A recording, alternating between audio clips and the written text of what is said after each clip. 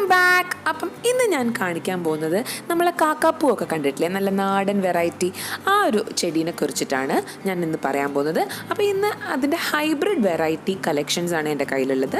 ഇപ്പോൾ കണ്ടില്ലേ, വളരെ മനോഹരമായിട്ട് നമ്മളെ പൂമ്പാറ്റയെല്ലാം തേൻ കുടിക്കുന്നത് കാണുന്നില്ലേ. ഇതുപോലെ ഇഷ്ടം പോലെ തേനീച്ചകളും ചെറിയ ചെറിയ ജീവികളൊക്കെ വന്ന് തേൻ കുടിച്ച് പോകും. അങ്ങനെ ഇതിന് പലതരം കളേഴ്സ് ഇവിടെ ഫോം ചെയ്തിട്ടുണ്ട് കേട്ടോ.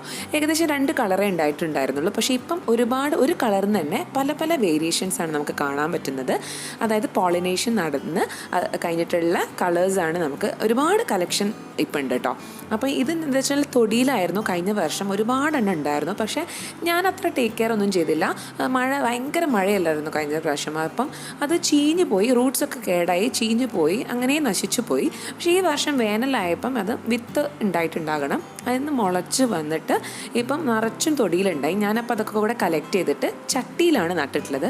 അപ്പോൾ ചട്ടിയിൽ നട്ട ഒരു ഗുണം എന്താണെന്ന് വെച്ചാൽ കൂടുതൽ നമുക്ക് അറ്റൻഷൻ കിട്ടുന്നുണ്ട് ചെടിക്ക്. എന്ന് വെച്ചാൽ തൊടിയിലാകുമ്പോൾ ഒരുപാട് ഇങ്ങനെ പരന്ന് കിടക്കുമ്പോൾ നമുക്ക് അതിൻ്റെ അടുത്ത് പോയിട്ട് അങ്ങനെ നോക്കാൻ പറ്റില്ല. അല്ലെങ്കിൽ നമ്മൾ കൂടുതലായിട്ട് അതിന് ഫെർട്ടിലൈസേഷനൊക്കെ ഇടയ്ക്കിടയ്ക്ക് കൊടുത്തോണ്ടിരിക്കണം. എന്ന് വെച്ചാൽ മഴയിലാകുമ്പം അങ്ങനെ മഴയത്ത് ഇത് പോകുമല്ലോ, ഒലിച്ചു പോകുമല്ലോ, അതിൻ്റെ വളമൊന്നും ഉണ്ടാവില്ലല്ലോ. പക്ഷേ കണ്ടെയ്നേഴ്സിലാകുമ്പോൾ അല്ലെങ്കിൽ പോട്ട്സിലാകുമ്പോൾ നമുക്ക് കൂടുതലായിട്ട് അതിനെ ശ്രദ്ധിക്കാൻ പറ്റും. പിന്നെ പോട്ടിംഗ് മിക്സ്ചർ പറയുകയാണെങ്കിൽ നമ്മൾ ആദ്യം തന്നെ പോട്ട് ചെയ്യുമ്പം നല്ല മണ്ണായിരിക്കണം. ഞാൻ എപ്പോഴും പറയാറുണ്ട്, സോയിൽ നല്ല റിച്ച് ആയിട്ടുള്ള സോയിൽ ആയിരിക്കണം. അതായത് ഞാനിപ്പോൾ ഇവിടെ ഞാൻ സാധാരണ പറയുന്ന പോലെ തന്നെ മണ്ണെന്ന് പറയുന്നത് ഒരു പോർഷൻ കൊക്കോപ്പീറ്റും ഒരു പോർഷൻ ചാണകവും അതുപോലെ തന്നെ ഒരു പോർഷൻ ഗാർഡൻ സോയിലും, അല്ലെങ്കിൽ നമുക്ക് സാൻഡ് ഉപയോഗിക്കാം. ഞാൻ സാൻഡാണ് ഉപയോഗിച്ചിട്ടുള്ളത് കേട്ടോ. ഇങ്ങനെ ഇത് മൂന്നും കൂടി ഒരേ പ്രൊപ്പോർഷനിൽ എടുത്തിട്ടാണ് ഇവിടെ മണ്ണിൽ കുത്തിയിട്ടുള്ളത്.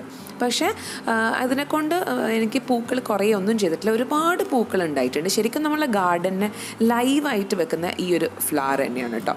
നിറച്ചും പൂക്കളുണ്ടാകും. നമുക്ക് ശരിക്കും ഇതിൻ്റെ ഒരു പ്രത്യേകത എന്ന് പറയുകയാണെങ്കിൽ, നമുക്ക് ഗാർഡൻ ചില മരങ്ങളുടെ ചുറ്റൊക്കെ നമ്മൾ ഇത് ഒരു ലാൻഡ്സ്കേപ്പിംഗ് പോലെയൊക്കെ ചെയ്യുകയാണെങ്കിൽ വളരെ മനോഹരമായിരിക്കും. പ്രത്യേകിച്ച് ഈ ആദ്യം തുടക്കക്കാർക്ക്, ഈ ഗാർഡൻ തുടങ്ങുന്ന ആൾക്കാർക്കൊക്കെ ഇത് ചെയ്യുകയാണെങ്കിൽ പെട്ടെന്ന് ഇത് പൂവിട്ടിട്ട് കാണുമ്പോൾ നല്ലൊരു സന്തോഷം നമുക്ക് കിട്ടും കേട്ടോ.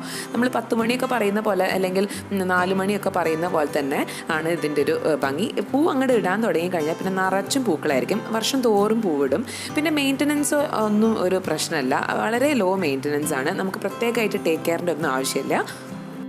ഇപ്പം നിങ്ങൾക്ക് കാണാൻ പറ്റുന്നില്ല, പലതരം ജീവികളൊക്കെ വന്ന് തേൻ കുടിച്ച് പറന്നു പോയി അടുത്ത പൂവിൻ്റെ മേലെ വന്നിരിക്കും. അങ്ങനെ ഇഷ്ടം പോലെ കളേഴ്സ് ഉണ്ടാക്കും. പിന്നെ അതിൻ്റെ ഉള്ളിലുള്ള യെല്ലോ മാർക്കിംഗ് ആണ് ഇതിൻ്റെ പ്രത്യേക ഒരു ഹൈലൈറ്റ് കേട്ടോ. പിന്നെ ഈ ഒരു ഫ്ലവറിന് വേറൊരു പേര് കൂടിയുണ്ട്, ക്ലൗൺ ഫ്ലവറിന്. എന്തുകൊണ്ടാന്ന് വെച്ചാൽ ഇതിൻ്റെ ഒരു കളറിൻ്റെ ബ്രൈറ്റ്നെസ്സും പിന്നെ ഇതിൻ്റെ ഉള്ളിലുള്ള ഒരു ഇൻട്രസ്റ്റിംഗ് ആയിട്ടുള്ളൊരു പാറ്റേണും കൊണ്ടാണ് ഇതിന് ക്ലൗൺ ഫ്ലവറിന് പേരിട്ടത്.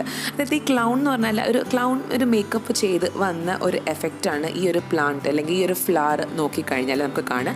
കണ്ടില്ലേ, നിങ്ങൾക്ക് കളേഴ്സ് പെട്ടെന്ന് കാണുന്ന ചെറിയ ചെറിയ വേരിയേഷൻസ് നിങ്ങൾക്ക് കാണാൻ പറ്റുന്നില്ലേ.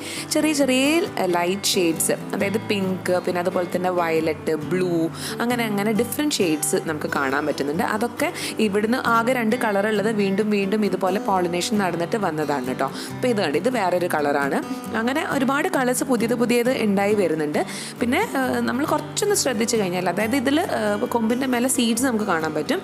സീഡ്സ് നമ്മൾ എടുത്ത് മണ്ണിൽ പാകിക്കഴിഞ്ഞാൽ അത് മുളയ്ക്കും കേട്ടോ. അങ്ങനെ മുളച്ചത് ഞാൻ ചെറിയൊരു ചട്ടിയിൽ നട്ട് നോക്കി, ഒന്ന് വെറുതെ പരീക്ഷിച്ച് നോക്കിയിട്ടുണ്ട്. പക്ഷേ അതിന്ന് ചെറിയ ചെടിയിൽ നിന്ന് തന്നെ നമുക്ക് നല്ല പൂക്കൾ തരുന്ന ഒരു അവസ്ഥയാണ്. അതെനിക്ക് ഞാൻ കാണിച്ചു തരാം.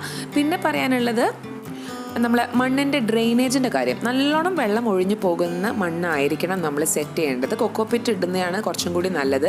അതാവുമ്പം ഈ ഡ്രെയിനേജിൻ്റെ ഒരു പ്രശ്നം വരില്ല. കൂടുതൽ വെള്ളമായി കഴിഞ്ഞാൽ എന്തായാലും അത് ചീഞ്ഞു പോകും. അത് പ്രത്യേകം ശ്രദ്ധിക്കണം. മഴക്കാലത്താണ് പ്രത്യേകം നമ്മളൊന്ന് ടേക്ക് കെയർ ചെയ്യേണ്ടത്.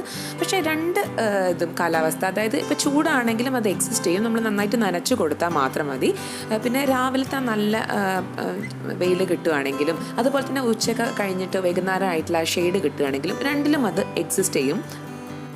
പിന്നെ ഞാൻ കളേഴ്സിൻ്റെ കാര്യം പറഞ്ഞല്ലോ, മൾട്ടിപ്പിൾ ബൈ കളർ ഷെയ്ഡ്സിൽ ഇത് വരും. അതായത് പിങ്ക്, യെല്ലോ, അതുപോലെ തന്നെ ലാവൻഡർ, വൈറ്റ്, പേർപ്പിൾ, ബ്ലൂ, ഇങ്ങനെ പലതരം ഷെയ്ഡ്സിൽ ഇത് അവൈലബിൾ ആണ്.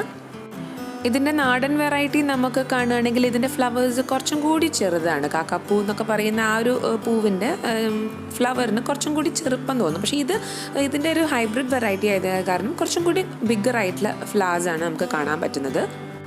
പിന്നെ പറയാൻ പറ്റുന്നത് നോൺ സ്റ്റോപ്പായിട്ട് ഫ്ലവേഴ്സ് ഇടും. ഒരു ഫ്ലവർ ഇട്ട് കഴിഞ്ഞാൽ അത് കേടായി കഴിഞ്ഞാൽ വീണ്ടും അടുത്ത ഫ്ലവർ വന്നു. അങ്ങനെ നോൺ സ്റ്റോപ്പായിട്ടുള്ളൊരു ഫ്ലവറിങ് സിസ്റ്റമാണ് ഈ ഒരു ഫ്ലവറിൻ്റെ അല്ലെങ്കിൽ ഈ ഒരു ചെടീൻ്റെ ഒരു പ്രത്യേകത.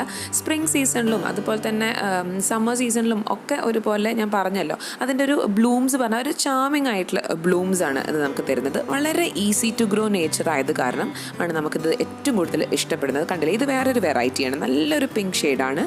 ഇതിപ്പോൾ അതാ കുറച്ച് ഫ്ലവേഴ്സേ ഉള്ളൂ. അതിപ്പോൾ ഇങ്ങനെ നമ്മൾ കുറച്ചും കൂടി ശ്രദ്ധിക്കണം, അപ്പം കുറച്ചും കൂടി നന്നായിട്ട് ഉണ്ടായി വരുന്നത് കാണാം.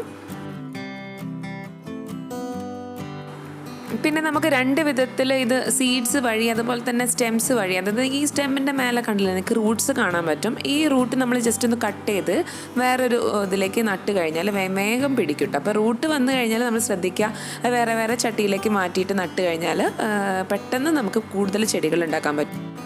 പിന്നെ ഞാൻ പറഞ്ഞില്ലേ, ഞാൻ വെറുതെ ഒരു ചട്ടിയിൽ അങ്ങനെ വിത്തിട്ട് നോക്കിയതാണ്. അപ്പോൾ അതിന് മുളച്ച് കഴിഞ്ഞ് ആ ചെറിയ ചെടിയിൽ നിന്ന് തന്നെ നമുക്ക് പൂക്കൾ ഉണ്ടായി വന്നത് കാണാൻ പറ്റും. അപ്പോൾ അത് നല്ലൊരു ഭംഗിയാട്ടോ.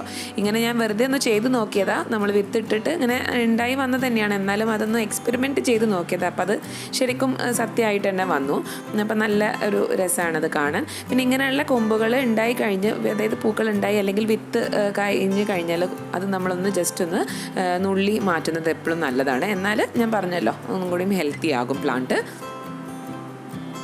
പിന്നെ ഇതേ നമ്മൾ നുള്ളി മാറ്റി അതേ സ്ഥലത്ത് നിന്ന് തന്നെ പുതിയ കൊമ്പുകൾ വരും. നമ്മൾ തെച്ചീൻ്റെ ഒക്കെ വീഡിയോയിൽ നമ്മൾ ചെയ്തിട്ടുണ്ട് ഇങ്ങനെ എന്തൊരു പ്രൂണിങ് സിസ്റ്റം. അപ്പോൾ ഇങ്ങനെ നമ്മൾ ചെയ്ത് കഴിഞ്ഞാൽ കൂടുതൽ ബ്രാഞ്ചസ് ഉണ്ടായി അല്ലെങ്കിൽ കാണാം. ഇതാണ് അതിൻ്റെ വിത്ത്. ഇതിപ്പം ഉണങ്ങിയ വിത്തല്ല, ഇത് നല്ല പച്ച വിത്താണ്. ഇത് ഉണങ്ങി കഴിഞ്ഞാൽ പെട്ടെന്ന് നമുക്ക് പാകി കഴിഞ്ഞാൽ ഇത് ഉണ്ടാകും. ഞാൻ ഉണങ്ങിയത് കിട്ടിയിട്ടില്ല, വെച്ചാൽ മഴയായപ്പോൾ അത് ചീഞ്ഞു പോയിട്ടുണ്ട് കേട്ടോ. അപ്പോൾ ഇത് ഇങ്ങനെയുള്ള തരിതരിയായിട്ട് ഒരു കുറേ വിത്തുകൾ കിട്ടും. അപ്പോൾ അത് നമ്മളൊന്ന് പാകിയിട്ട് കഴിഞ്ഞാൽ ജസ്റ്റ് മണ്ണിൻ്റെ ഒരു ലെയർ മേലെ ഈ ഒരു ഞാൻ പറയില്ലേ സോയിൽ മിക്സ്ചറിൻ്റെ മേലെ ഒന്ന് ജസ്റ്റ് ഇതൊക്കെ ഒന്ന് വിതറിയിടുക.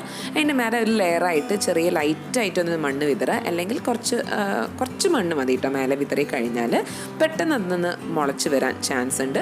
കുറച്ച് അത്യാവശ്യം സൺ ഏരിയ തന്നെ വെക്കുക, എന്നാലും മണ്ണ് കുറച്ച് മോയിസ്റ്റും ആയിരിക്കണം, അതായത് കുറച്ച് വെള്ളവും വേണം മണ്ണിൽ, എന്നാൽ പെട്ടെന്ന് മുളച്ച് വരുന്നത് കാണാൻ പറ്റും.